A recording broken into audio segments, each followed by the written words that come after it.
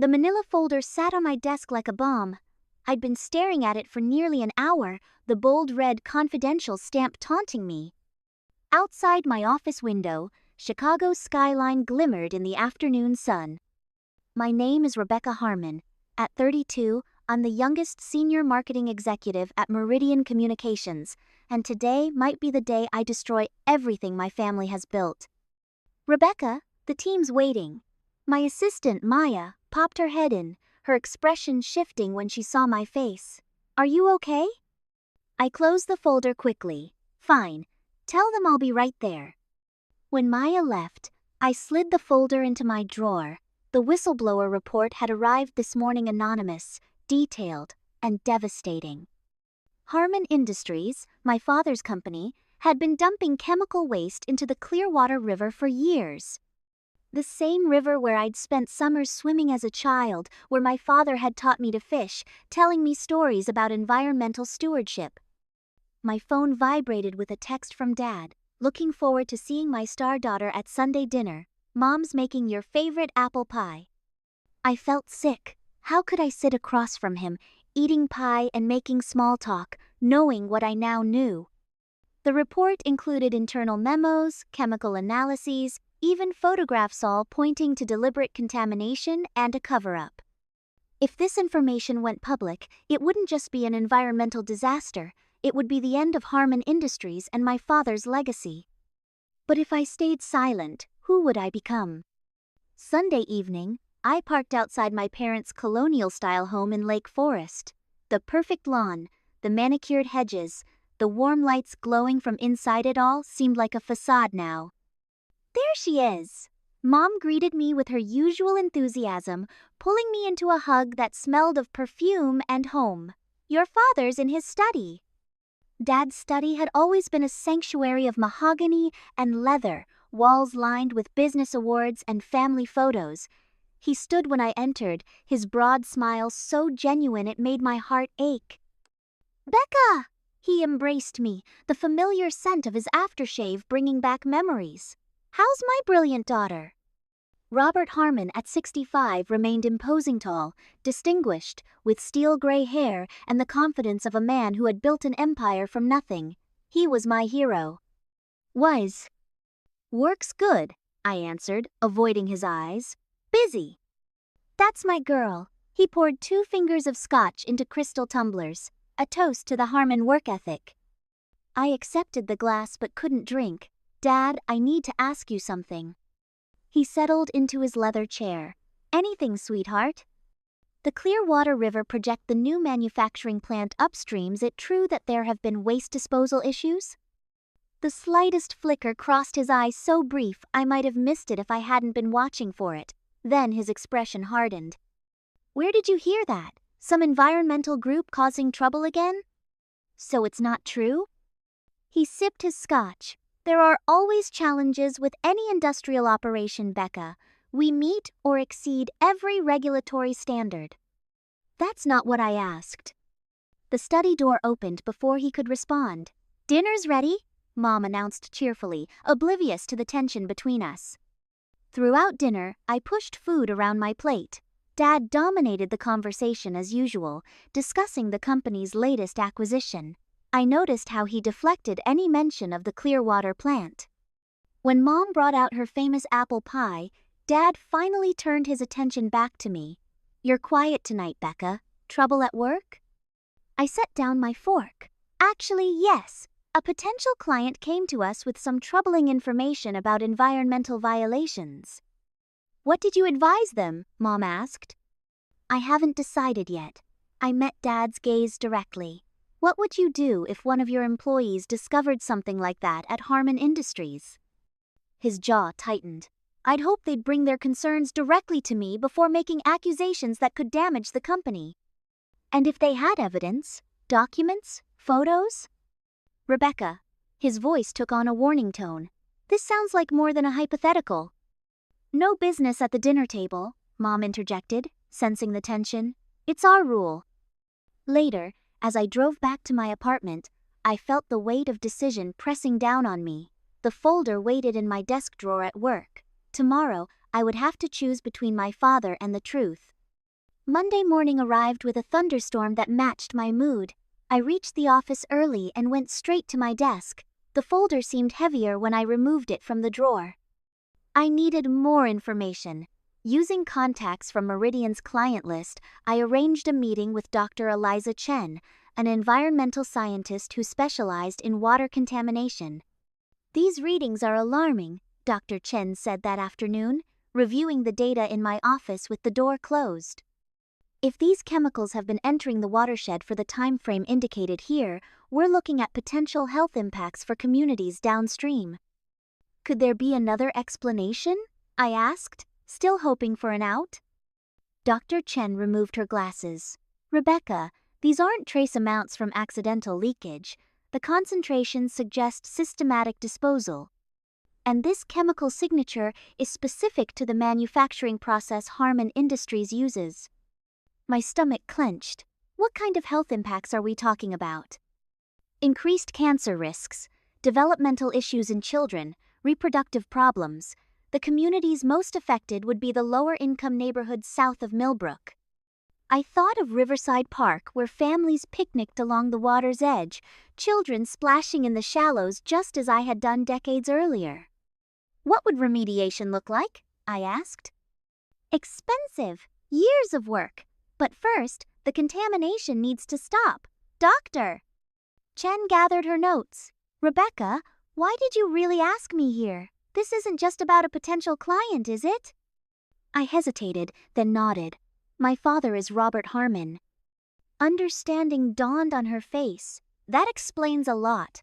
I'm sorry this must be difficult for you. I need to be certain before I do anything.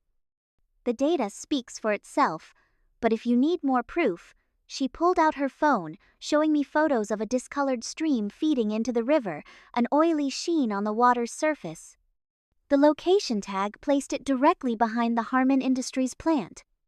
That evening, I drove to Millbrook, following the river south. I parked near Riverside Park and walked along the banks, watching families enjoying the early summer evening. A little girl in a bright yellow dress tossed breadcrumbs to ducks, giggling as they quacked and scrambled. Her mother sat nearby on a blanket. I approached slowly. "Cute kid, do you come here often?" The woman returned my smile. "Almost every evening when weather permits. Maria loves the ducks." "Have you lived in Millbrook long?" "All my life, third generation." She extended her hand. "I'm Teresa Gonzalez." "Rebecca." I deliberately omitted my last name. Teresa lowered her voice. "There's been talk about pollution concerns lately. The water doesn't always look right, and last summer several children got rashes after swimming. My cousin works at the medical center. She says there's been an increase in unusual illnesses. Has anyone looked into it? The city council, maybe?" Teresa laughed without humor. "Harmon Industries is Millbrook's largest employer and taxpayer. Nobody wants to point fingers there." The little girl ran up to us, clutching wildflowers she'd picked. "Mommy, look!" "They're beautiful, Maria." Teresa stroked her daughter's hair, then glanced at me. "My husband worked at the Harmon plant for 12 years before he got sick. Lymphoma. He's in remission now, but..." I couldn't speak past the lump in my throat. "Sorry," Teresa said. "Don't know why I'm telling you all this." I watched Maria return to the ducks, her innocent joy a stark contrast to the weight in my chest. "I care, more than you know." The next morning, I called in sick to work and drove to Harmon Industries headquarters instead the gleaming glass tower my father had built. Dad's executive assistant greeted me warmly. "Rebecca, what a lovely surprise. Your father's on a call, but he should be finished soon." 20 minutes later, Dad emerged from his office. "Rebecca, this is unexpected." "I need to talk to you, Dad, privately." His corner office offered panoramic views of the city and the winding river beyond. Once the door closed, I remained standing. "I know about the chemical dumping, Dad. I have the reports, the internal memos, the photos. I know Harmon Industries has been contaminating the Clearwater River for years." His face remained impassive. "Where did you get this information?" "Does it matter? Is it true?" Dad moved to his desk, pressing a button on his phone. "Margaret, Bring me file CR17, please. After his assistant left, he opened the file and extracted several documents. Harmon Industries operates within all legal parameters, he said, handing me papers. These are our environmental compliance reports, signed off by state regulators. I glanced at them. These reports only cover the registered disposal methods. They don't account for what's being released directly into the river through the underground drainage system. A flicker of surprise crossed his face. He hadn't expected me to know those details. How long have you known? I asked. Dad sighed heavily, moving to the window. For a moment, he looked older, the weight of his secrets evident. Then he straightened. Rebecca, you've never run a manufacturing operation. You don't understand the pressures, the costs, the competitive realities. When we built the Clearwater plant, we were facing tough competition from overseas. Their costs were a fraction of ours because they weren't burdened with America's regulatory environment. So you decided to poison American citizens instead? His eyes flashed. I decided to save American jobs. 300 families depend on that plant. And now, the company's profitable, extremely profitable. You could retrofit, implement proper disposal. At the cost of a quarter's earnings, the board would revolt, shareholders would sue. The greater good? My voice rose. Children are getting sick, people are dying. Teresa Gonzalez's husband worked at your plant for 12 years before developing lymphoma. Their daughter plays by that river every day. Dad's expression hardened. You've been investigating me. I've been investigating the truth, which you've been hiding for years. He was silent for a long moment. What do you want from me, Rebecca? I want you to fix it immediately. Stop the dumping, notify the EPA, begin remediation, compensate the affected families. That would bankrupt the company. Then it deserves to go bankrupt. Dad looked at me as if seeing a stranger. This is my life's work you're talking about destroying. I don't want this legacy, Dad. Not if it's built on lies and suffering. He moved behind his desk. And what will you do if I refuse? The question hung in the air. Could I really be the one to bring down my father's empire? I have a responsibility, I said finally, to those families, to the truth. You have a responsibility to your family first, he countered. Think about what this would do to your mother. I'm giving you a chance to do the right thing, I said. I won't release what I know yet, but I need to see action, real action, starting today. Dad's expression was unreadable. The annual family dinner is this Thursday. Everyone will be there. Let's discuss this further then, when I've had time to consider options. I recognize the tactic delay, deflect, minimize. This isn't going away, Dad. I'm not asking it to. I'm asking for time to find a solution that doesn't destroy everything our family has built. His voice softened. Please, Becca. The use of my childhood nickname almost broke me. I wanted to believe him. Until Thursday, I conceded. But if I don't see concrete plans for addressing this, I'll do what I have to do.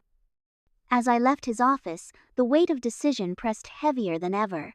By Thursday night, I would either be reconciled with my father or become his greatest adversary. Thursday evening arrived with the promise of early summer warmth. I dressed carefully in a navy blue dress armor for the battle ahead. The annual extended family dinner was a tradition dating back to my grandfather's time. This year, it would be a test of just how strong our family bonds really were. I arrived intentionally late. The circular driveway of my parents' home was already filled with luxury cars: me Uncle Philip's Mercedes, Cousin William's Tesla, the various vehicles that represented Harmon prosperity. Mom opened the door before I could ring the bell, her face tight with worry beneath her hostess smile. Rebecca, finally, everyone's been asking about you. The formal dining room hummed with conversation as I entered. The extended Harmon family were gathered around the massive oak table. Silver candelabras gleamed among elaborate floral arrangements. There she is, Uncle Philip boomed, the marketing genius. My father stood at the head of the table. Our eyes met, and I saw tired resignation there. Had he made his decision? Mine was already made. The whistleblower report had been prepared. needing only my final authorization. Rebecca, Dad's voice carried across the room. Glad you could join us. I was just telling everyone about the company's new environmental initiative. My step faltered. This was unexpected. Robert has been full of surprises today, Mom said, guiding me to my seat directly across from Dad. First the announcement about the pollution control upgrades, and now this charitable foundation idea. Dad raised his glass. Since Rebecca's here now, I'd like to make it official. Harmon Industries is committing $50 million to environmental improvements at all our facilities, starting with the Clearwater plant. Murmurs of approval circulated around the table. Uncle Philip frowned. That's a significant capital expenditure, Robert. Has the board approved this? They will, Dad replied confidently. It's the right thing to do. We've also established the Harmon Environmental Restoration Fund with an initial endowment of $20 million to address any historical impact our operations may have had. I couldn't believe what I was hearing. Was this genuine, or an elaborate show for my benefit? I waited until the main course was served before speaking up. Dad, could you explain how the Environmental Fund will identify and compensate affected in... I waited until the main course was served before speaking up. Dad, could you explain how the Environmental Fund will identify and compensate affected individuals? The table quieted. Dad set down his fork carefully. We'll establish a claims process, working with independent medical experts. And will Teresa Gonzalez's husband be eligible, or the children who developed rashes after swimming in the river last summer? Mom looked confused. Rebecca, what are you talking about? I'm talking about the people who have already been harmed by Harmon Industries' illegal chemical dumping in the Clearwater River over the past 5 years. My voice remained steady. I'm talking about the cover-up of environmental violations that Dad has orchestrated while donating to children's hospitals for photo opportunities. The silence that followed was absolute. Then everyone started speaking at once. Dad raised his hand, silencing them all. Rebecca has concerns about some of our waste management practices. I've already addressed those concerns with today's announcements. No, you haven't, I countered. You've announced a PR campaign disguised as environmental responsibility. What about the internal memos ordering employees to dispose of chemical waste through the unauthorized drainage system? What about the water test results you've been hiding for years? Uncle Philip turned to Dad. Robert, is there any truth to this? I have proof. I interrupted, placing a flash drive on the table. Every document, every memo, every falsified environmental report, and I have witness statements from former employees. Mom's face had gone pale. Robert? For the first time in my life, I saw my father at a loss for words. You have no idea what it takes to build something that lasts in this world, he finally said, voice low. The compromises, the hard choices. Poisoning people isn't a hard choice, Dad. It's a crime. Cousin William cleared his throat. Perhaps we should discuss this privately. We are discussing it as a family. I cut in, because this affects all of us. Every donation, every scholarship, every hospital wing with the Harmon name on it, it's all been paid for with blood money. That's enough. Dad slammed his hand on the table. You think you understand the real world from your marketing office? You've never had to make the kind of decisions I've made. What legacy? Lies, disease, death? I stood. I gave you a chance to make this right, not this half-measure PR stunt. So what now? Dad's voice was dangerously quiet. You'll destroy your own family? I already submitted everything to the EPA this morning, I said finally. The press gets it tomorrow if you don't issue a full public disclosure and remediation plan by noon. Gasps erupted around the table. Mom began to cry silently. Dad's face drained of color. You had no right. I had every right, as a citizen, as someone who believes that no company is above the law. I looked around at my extended family. And if being a Harmon means protecting profits over people, then maybe I don't want to be a Harmon anymore. Get out. Dad's voice was ice. If you've chosen to betray this family, you're no longer welcome here. The words cut deep. Despite everything, some childish part of me had hoped he would finally understand. Mom rose shakily. "Robert, you don't mean that. She's our daughter." "She's made her choice, Caroline." I reached for my purse.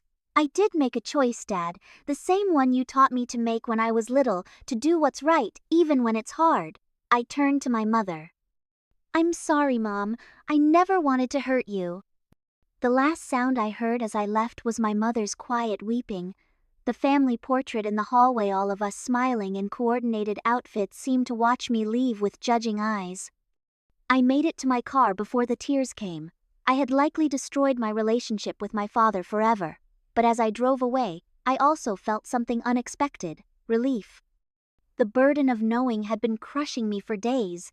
Now, whatever came next, at least the truth would no longer be buried.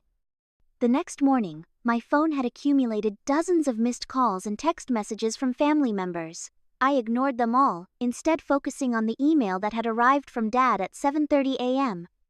Press conference scheduled for 11 a.m. Full disclosure and remediation plan to be announced. Board emergency meeting completed. You win. R.H. No, dear Rebecca. No sign-off beyond his initials. Just cold acknowledgement of defeat. I turned on the local news to see my father standing before microphones, announcing environmental compliance failures at the Clearwater plant and immediate corrective actions, including plant closure for upgrades, medical monitoring for employees, and a community health fund. The crawler at the bottom of the screen read, "Breaking, Harmon Industries stock plummets amid pollution scandal." My phone rang. Maya from the office. I listened to her voicemail. "Rebecca, where are you? The office is going crazy with calls from reporters asking about your connection to the Harmon Industries story. Mr. Patterson wants to see you as soon as possible." I hadn't fully considered how this would affect my own professional position. Meridian Communications had many clients who would be nervous about a whistleblower in their midst. I dressed quickly and headed to the office. Mr. Patterson, Meridian's CEO, was waiting in my office with the head of HR beside him. "Rebecca," he began, not bothering with pleasantries, "I assume you know why we're here." "I can explain." "There's nothing to explain. You've put this firm in an impossible position. Our clients need to trust us with their information and reputation management." The HR director slid a folder across my desk. "We're placing you on administrative leave pending an investigation into potential violations of your confidentiality agreement." I did what any ethical person would do. "Then do it somewhere else," Patterson said flatly. "You have 30 minutes to collect your personal items." As I packed up my office under the watchful eye of a security guard, colleagues peeked in from the hallway. Maya slipped me a note. "I think you're brave. Call me." Outside the building, reporters were waiting. "Miss Harmon, did you provide the evidence against your father's company? Is it true you've been fired for whistleblowing?" I pushed past them without comment. In the span of 24 hours, I had lost my family and my career. The certainty that had carried me through last night's confrontation wavered under the weight of real-world consequences. My phone rang. An unknown number. "Hello? Rebecca Harmon? This is Diane Murray from the Environmental Justice Alliance. Do you have a moment to talk?" 2 weeks passed in a blur of legal meetings, interviews with regulatory investigators, and sleepless nights. The story had exploded across national media, with environmental activists hailing me as a hero while business publications debated the ethics of family whistleblowing. Mom had called once, her voice breaking as she asked, "Couldn't you have found another way?" Dad hadn't contacted me at all. The Environmental Justice Alliance had offered me a consulting position, which gave me some financial stability after Meridian terminated my employment. The work was meaningful advising on corporate accountability campaigns, but I felt hollow inside. It was Diane Murray who suggested I visit Millbrook to see the community response firsthand. "Sometimes we need to remember why we've made difficult choices," she said. So 3 weeks after the family dinner implosion, I found myself driving south along the river again. Signs of activity were evident near the Harmon plant. Environmental teams collecting samples. The facility itself shut down pending completion of mandated upgrades. I parked near Riverside Park, where a small crowd had gathered around a temporary stage. A banner read, "Clearwater Community Alliance, fighting for our river, our health, our future." I hung back, not wanting to be recognized, but Teresa Gonzalez spotted me almost immediately. "It's you," she said, approaching with Maria in tow. "The woman from the park. You're Rebecca Harmon, aren't you?" I nodded, bracing for anger. Instead, Teresa surprised me by taking my hand. "Thank you. My husband has been accepted into a specialized treatment program fully covered by the new health fund. We couldn't have afforded it otherwise." "I'm glad," I managed to say past the lump in my throat. "Many people here want to thank you," she continued. "Would you speak to the group?" "I couldn't possibly." "Please?" Maria looked up at me. "Daddy says you're a hero." These were the people I'd acted to protect. I owed them at least the courage to face them directly. The community organizer introduced me, and a murmur ran through the crowd as I stepped up to the microphone. Some faces showed gratitude, others curiosity, a few displayed lingering suspicion. "I'm not here to make a speech," I began hesitantly.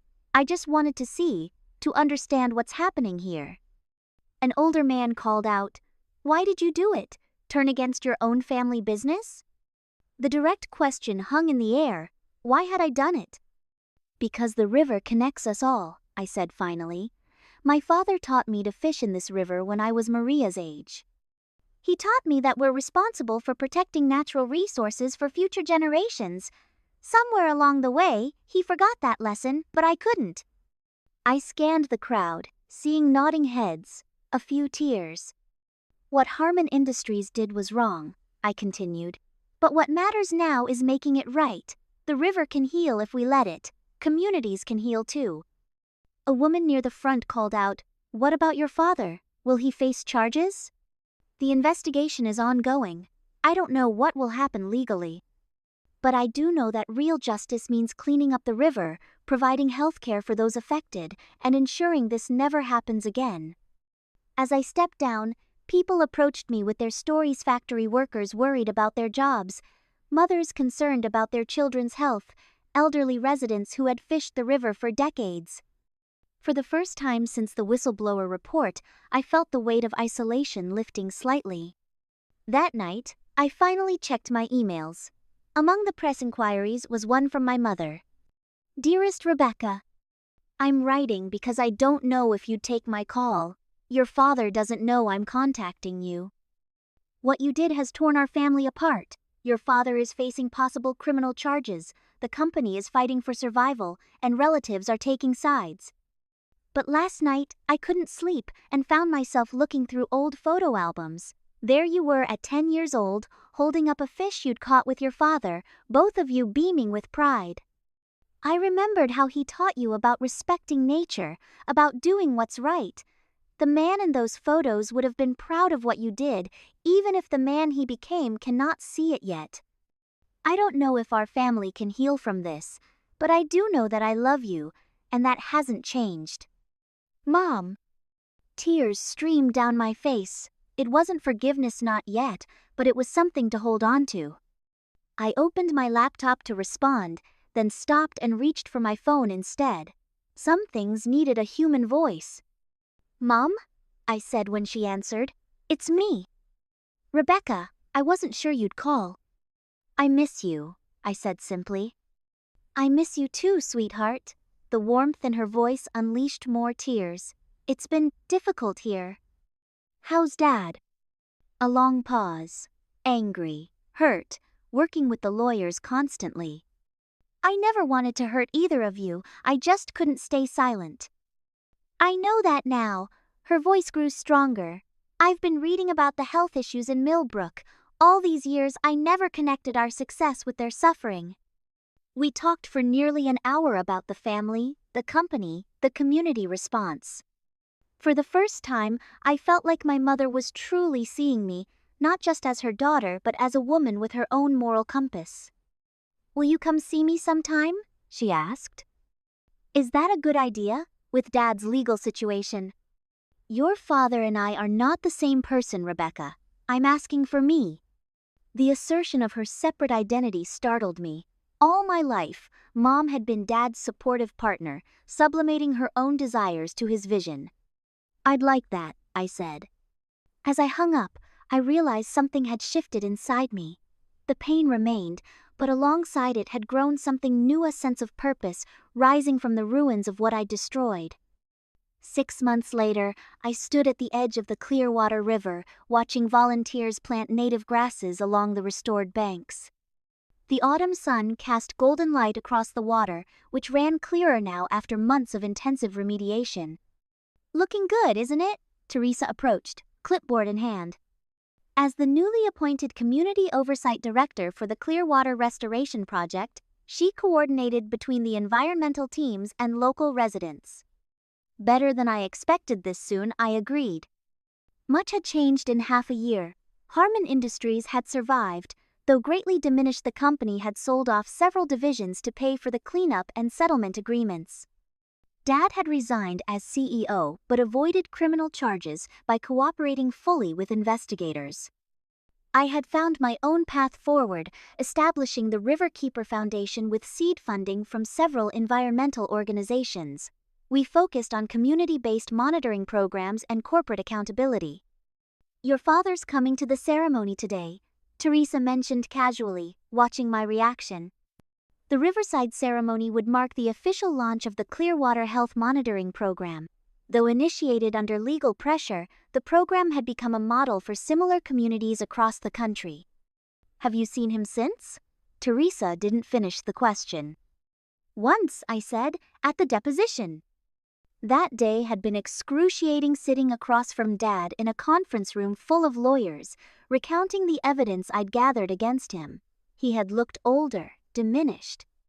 Our eyes had met briefly as I exited, but neither of us had spoken.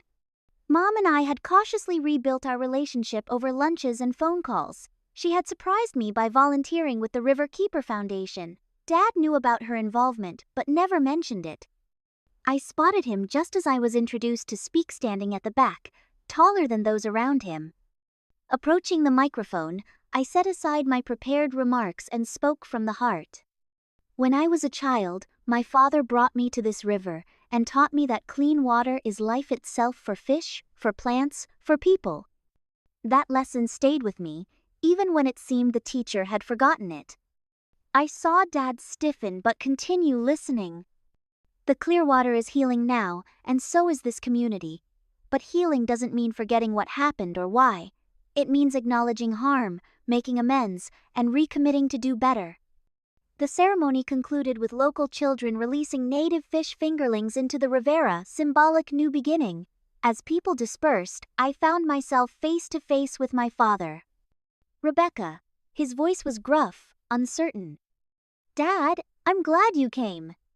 He looked around at the restoration work. They've made good progress. The awkwardness between us was palpable, so many unspoken words, so much hurt on both sides. Your mother says the foundation is doing important work, he offered. We're trying. A long silence stretched between us. Finally, Dad gestured toward a bench overlooking the river. Could we talk for a moment? We sat side by side, watching the water flow past. I was wrong, he said finally, the words seeming to cost him great effort. Not just about the environmental violations, I was wrong about what makes a legacy worth having. I remained silent, afraid to break the fragile moment. When you were born, he continued, I promised myself I would build something lasting to leave you, something that would make you proud to be a Harmon. He gave a humorless laugh. Instead, you had to destroy what I built to restore the family honor. I never wanted to destroy anything, Dad. I just wanted the truth to matter. He nodded slowly. Your father worked in a factory that polluted the air he breathed. It killed him, eventual lung disease. When I started Harmon Industries, I swore we would be different. His hands tightened. Somewhere along the way, I became what I once despised. The restoration work is your legacy too, I said carefully. Making it right matters just as much as the mistake. He turned to look at me directly. I'm not asking for your forgiveness, Rebecca. I haven't earned that yet, but I am asking for a chance to help finish what you started here. I thought of all the anger I'd carried these past months, the sense of betrayal. It hadn't disappeared, but alongside it had grown something else: understanding. My father was neither the hero of my childhood nor the villain of the scandal, but a flawed human who had lost his way. The river needs all the help it can get, I said finally. And so do the people who depend on it. It wasn't a reconciliation, not yet. That would take more time, more work, more healing on both sides. But as we sat watching the river flow past, I felt something I hadn't expected to feel again in my father's presence: hope. A child's laughter drew our attention to the water's edge, where Maria was helping younger children release their fish. The look of wonder on their faces reminded me why this work mattered. Beautiful day, Dad said softly. Yes, I agreed, it is. In that moment, I understood that liberation doesn't always come in dramatic gestures. Sometimes it arrives in small moments of truth, in the courage to begin again, in the choice to heal what has been broken, whether a river, a community, or a family. The Clearwater would never be exactly as it once was, neither would my relationship with my father or my understanding of myself. But the water flowed clear again, carrying new life downstream, and for today, that was enough.